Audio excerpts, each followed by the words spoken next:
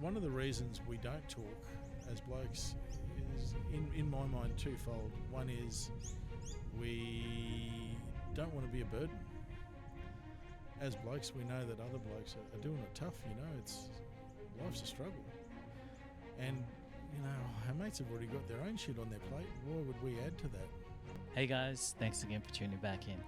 And in today's episode, I was so honored to have joined me at the round table a dear friend of mine, Adrian. He was here to share insights about the work that he's doing, and I'd love for you all to stick around and hear what he shared with me, but also some of the groups that you could look into in possibly helping you out or someone you know of is in need of support. And please take into consideration that we will be covering sensitive topics, so if you or someone you know of is in need of support, then please call Lifeline on 13 11 14. That number again is 13 11 14. Now, let's get to the show. Hey guys, welcome back again to the round table. Today, I'm so honored to have joined me at the round table a special guest who I also consider a dear friend, Adrian, who's actually part of a men's group known as Marcus Missions. But look, I won't go into too much, as I'd love for him to share more about the work that he does and how it helps men who are going through their own mental struggles and battles. So before we kick off, as always, the round table symbolizes a safe space where stories are shared, voices heard, and lessons learnt. So pull up a seat and join me on the journey, because every story you hear matters. Adrian, welcome to the round table. Thanks for having me back, mate. And I'm actually so honored that I got you back in, because this is almost like gone full circle. You were actually the first one who kicked off the podcast, and now for me it's such an honor to get you back on, but also to get you to autograph the table. Yeah, that's a table. I haven't seen this one before. So I suppose before we kind of dive into it, just for our listeners and viewers that may not know who you are, can you kind of just share a little bit about yourself and your background? Yeah, sure. So I've had a pretty interesting life, but I was at a fairly low ebb and suicidal when I heard about Marcus Mission, and I think I ended up coming to the second ever session that they held in Bundaberg, and I've been here ever since. Over the years, the facilitator John moved on. He was coming up from the Sunshine Coast, and that's a pretty big task to do that, up and back in a day and run the workshops. And I took over about 3 years ago, and just been doing that ever since. So can we just kind of go back a bit more with what led you to attend these? Severe sexual and physical abuse as a child left me in a pretty vulnerable state, but then 22 years with a narcissist really sort of completed the job.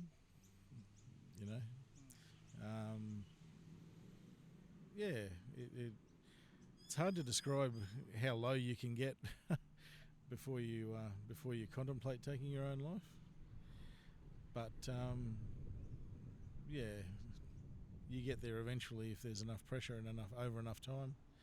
And I did more than contemplate. I had my plan, I had my means, everything ready to go. The only thing that sort of kept me hanging on for a little bit longer was I was looking after my children. I had 2 daughters at home, and they were my world. And then out of the blue, a friend of mine invited me to a weekend suicide prevention workshop called Assist, and it had been sponsored by the Mount Perry mine at Mount Rawdon, and it was interesting being a part of an interactive suicide workshop while you're actively suicidal. It was a bit surreal, and then just a couple of weeks after that, I'd heard about Marcus Mission, so I just came in to have a look and met John, and got the story of Marcus and what they were doing, and there were some great guys here that just opened up to me and gave me the space to open up and be heard, and more importantly feel heard. you know. With John, who ran this event or who still runs it, do you mind just giving us a backstory about how he started that? Yeah, sure. So the name Marcus Mission comes from Marcus Roberts, who's John's nephew, and after Marcus took his own life, John and Marcus's mum Andre and their spouses got together and decided, this is unacceptable. We can't keep losing blokes.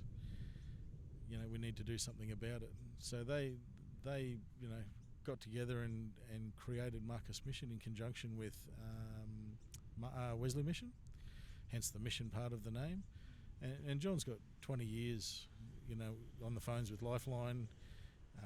He's a facilitator and a trainer in real life. So he's got a lot of experience in building workshops and training people and teaching people and passing on knowledge, So it really worked well. But like I said, when I came, I just felt and seen and heard.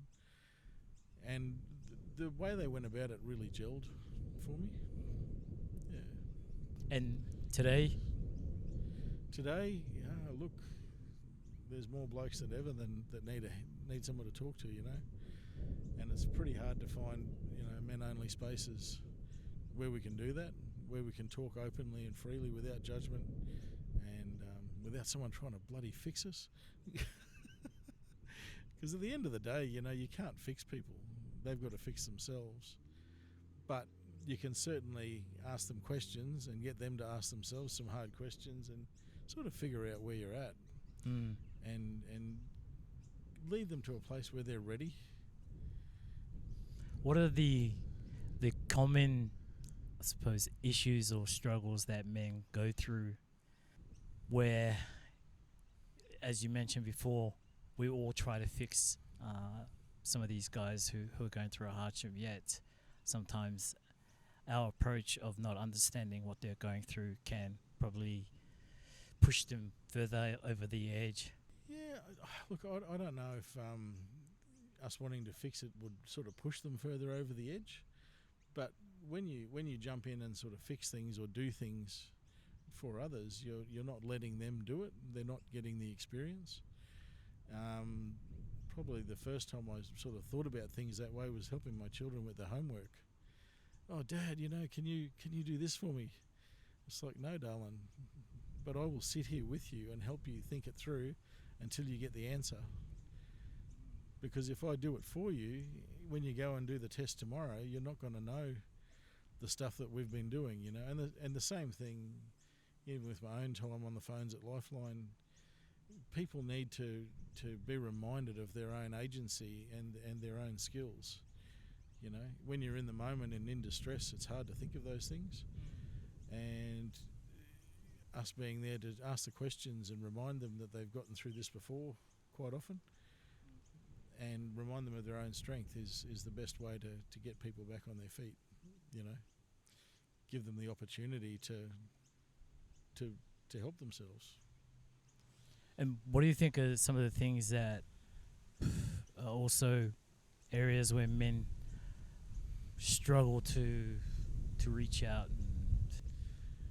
Look, you'll hear the trope, men don't talk. And it's true to a degree, but one of the reasons we don't talk as blokes is, in my mind, twofold. One is we don't want to be a burden. As blokes, we know that other blokes are doing it tough, life's a struggle. And, our mates have already got their own shit on their plate. Why would we add to that?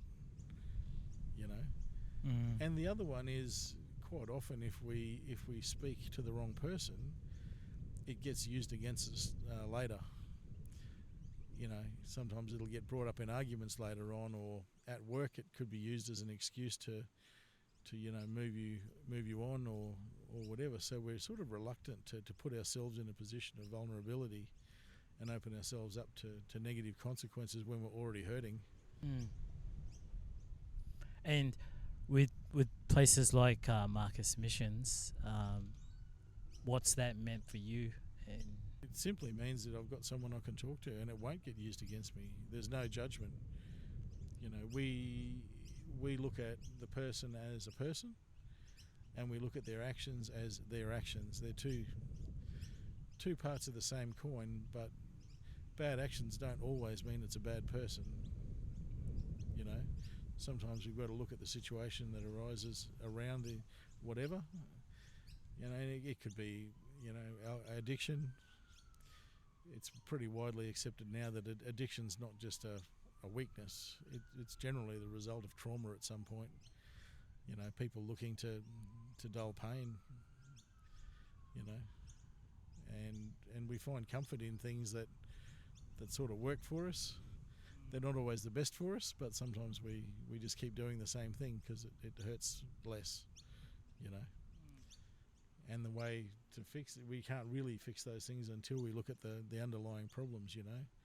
And what we do at Marcus Mission is help guys get the tools and have the people around them to listen that will allow them to open up with those problems, you know, and address those issues that have sometimes been there for forever, you know.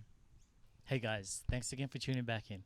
And if you're finding value in today's show, then please hit that like button, subscribe and share so I can continue to reach out to more individuals and local charity organizations that are making a huge impact in the community.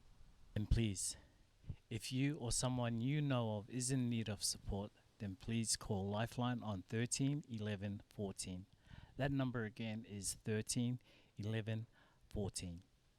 Now let's return back to the show. My journey with being a sexual assault survivor and physical assault, torture, started when I was 5 years old. You know, I'm 55 now, so it's been a while. You recently came back from Canberra. Yeah, went down to Canberra for International Men's Day, November 19th, where Zero Suicide Awareness, Paul Whittle and Rose, they put on a display every year. They put out one shoe on the front lawn of Parliament House for every bloke that took his life in the previous year. So this year it was 2,529 shoes, up 110 from last year, so another 2 a week. We're losing a bloke in less than every 3 hours in Australia on average. And a lot of it is situational distress. Generally there's family courts and stuff involved, you know. But yeah, it's a big thing. People often ask, oh, what about female suicide? Well, yeah, look, that's an issue too. It's less than 800 and it actually went down by 17 in the last year, so that's gotten lower, which is great to see. But the male suicide thing is a hard one because there's not really a lot of funding. The government talks about, oh, we've got all this funding, but none of it's for men's services. We're hoping Paul's putting on the display again tomorrow or Wednesday, when there should be a few more politicians in Canberra, and hopefully they'll come out and tie some ribbons on shoes. And just out of curiosity, what's the goal? Actually, yeah, what's the goal of? Just to raise awareness. You know, shoes have souls, so we have out 2,529 souls that we lost, you know, in 2024. And it's awareness. Look, the road toll is about 1,200 a year, so just male suicide alone is more than double the road toll. And you look at the money that gets spent at lowering the road toll, and look, it had to, because in the late 70s the road toll was over 7,000 a year. It was huge, you know. But we're just not seeing the focus that's required to bring down male suicide. You know, we don't have anywhere for blokes to go that are in DV situations, and it's far more common than people think. But there are zero shelters for blokes for DV situations. There's nowhere they can take their kids and be safe. And yeah, we just need to do better, really. And we're not looking to defund anything else to do it. You know, we pay a shitload of tax in this country. Well, I think we can do both, you know. Improve services all around. I think if you improve the lives of the fellas and help them with the stresses they're under, it generally improves society all over, you know. So, what about you? What would you like to see actually improved upon with? What would I like to see? I'd like to see blokes themselves actually get a bit more passionate, because we spend our lives, we like to serve our family and our friends and be there for them, but we find it hard to stand up and say, hey, shit, what about us? That's not our thing. We don't have that same drive, and we need to do a bit more of that, and we need to get involved. If you've got a mate that's not doing great, have a chat with them, or have a look around for some local stuff. There's an awful lot of very small grassroots volunteer groups around, and they're quite localised normally, but you've just got to find them and go along. And we just don't have that same sort of cohesion where we all come together in one big conglomerate. The AMHF are trying to sort of do something like that, but even that is hard. It's like $800 a ticket to go to their main event, so that makes it a bit more difficult for the average fella to get involved, Well, I mean, if you had one or two pieces of advice, what would it be? Yeah, I reckon just talk to your mates, call your mates, ask them how they're doing, but most importantly, be available for the answer. Be ready to listen, and do it with an open heart, no judgment. You might hear something you don't like, but you need to get through that and then let them get it off their chest, and then deal with everything afterwards. The most important thing for blokes is being heard. How many blokes do get told, good job for stuff? I don't know if I've ever heard it as an employee, and it's just not. We don't run around praising each other very much, You look at comment sections, on social media, and there'll be a lady, whatever, and all the women are in the comments. Oh, you go, girl, slay queen. But when it's a guy, we don't get up there and support him. We're like, you go, bro. You got this, king. There's a little bit of that, but not enough. And I think we really need to be more supportive and listen more. And also, places like Marcus Missions or Complete Man, Dads in Distress. Yeah, Grab Life by the Balls. There's a thousand. Like I said, there's dozens of tiny little grassroots organisations run by volunteers. They're not out raking in the big bucks. They're not on national television. We try to get along to events like the 2500 shoes, but not everyone can make it to these things, But we need to really start supporting this stuff in order to make a change. And at this point, I really don't think we can rely on the government to come in and save us. No one's going to save us. We need to do it ourselves. And that's where places like Marcus Mission, they don't save us, but they sure do help us, save ourselves. And plus, you get a better understanding of also how you can approach your mate who's probably struggling, because that's some of the toughest things that blokes may not know how to handle a friend in distress and stuff like that. Yeah, absolutely.